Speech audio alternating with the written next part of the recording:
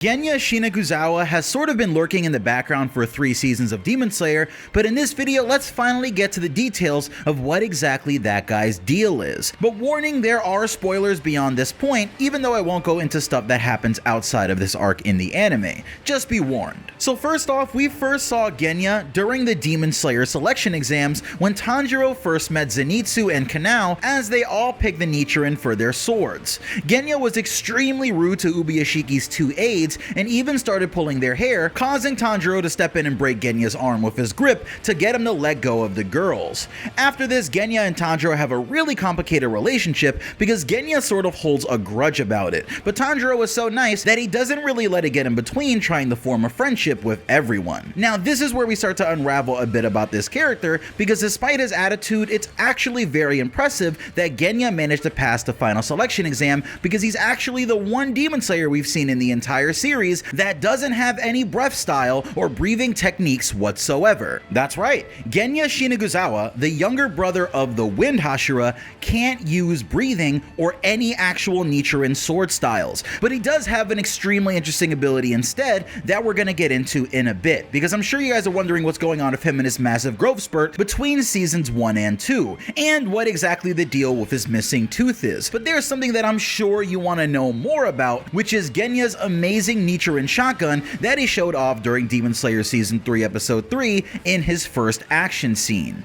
As Tanjiro is getting smacked by Sekiro's lightning, keeping him paralyzed, Genya appears on the roof aiming something at both demons, and Tanjiro has never seen something like this before. He comments that it smells like a Nichirin blade, but what is it? Bang! Bang! Tanjiro's ears ring as Genya's twin-barrel sawn-off shotgun fires and hits both demons spot on, doing actual lasting damage that would have completely taken the demons out if they weren't upper moons. This is because this is no regular weapon that Genya carries on his demon slaying travels. The shells of Genya's shotgun are actually made in a very particular way, by combining Scarlet Crimson Iron Sand and Scarlet Crimson Ore, which, if you remember, are the same exact materials that are used to create Nichirin blades. So he's literally shooting Nichirin shells at his opponents, which is even more raw when you remember just how rare this material is, and he's just using it for his shotgun. This trusty weapon is Genya's main focus, again because he can't learn any breathing styles, but when the blast isn't enough, he also has a Nichirin blade that he can use to come in and clean things up,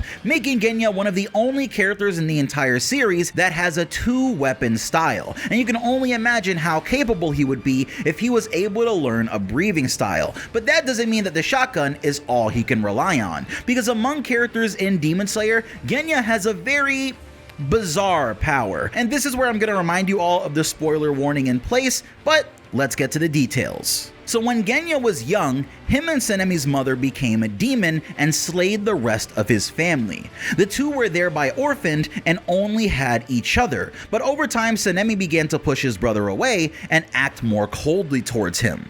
However, despite that, Genya always keeps his brother in his heart, even if he gives off a cold exterior at times. Eventually, Sanemi would go on to become a Demon Slayer and then a Hashira at a young age, further creating a distance between the two brothers. However, as Genya tried to follow his brother's path, he was repeatedly pushed away and told to never join the Demon Slayer Corps. And it's not like Genya had much of a choice, because he wasn't born with any actual talents, that is, except for his hidden ability. From the Demon Slayer databooks, we learn more about how Genya eventually wandered desperately looking for a way to become stronger, and when he was driven into a hysterical mental state due to his weakness and lack of talent in the face of a demon who was attacking him, Genya snapped and did the only thing that he could think to do at the time, which was taking a big bite out of the demon attacking him.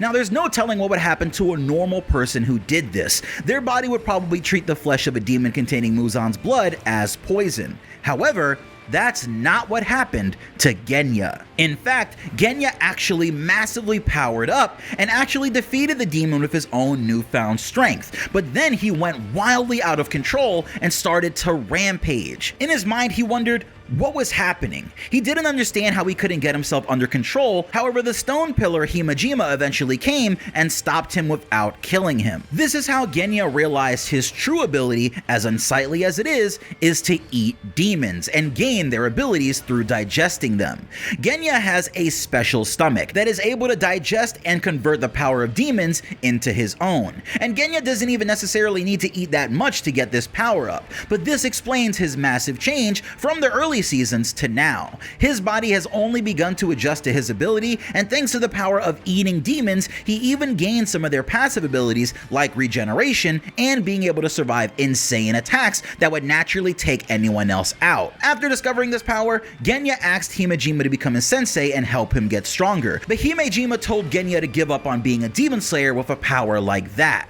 Never one to give up though, Genya devotedly followed Himejima no matter how many times he was refused, and eventually he was accepted by earning a spot in the Demon Slayer Corps and earning Himejima's respect through his insane work ethic. It's through this bond where the Stone Pillar teaches Genya something that could almost make up for his lack of breathing techniques and Genya's inability to do total concentration breathing like Tanjiro or the others, and this was repetitive actions. Repetitive actions are still a really unexplored power in the Demon Slayer anime, but by repetitively doing an action over and over, like saying a prayer repeatedly and remembering a moment of intense pain or anger, a person can achieve a state where they open all of their senses, and it can mimic the effects of total concentration breathing even for someone who can't use breathing techniques. Using this technique allows Genya to maintain high levels of concentration and focus, making him far more effective in battle than he would be without it. Lastly, going over Genya's databook pages, we know that he's 16 years old and his favorite hobbies are taking care of bonsai trees and eating watermelon.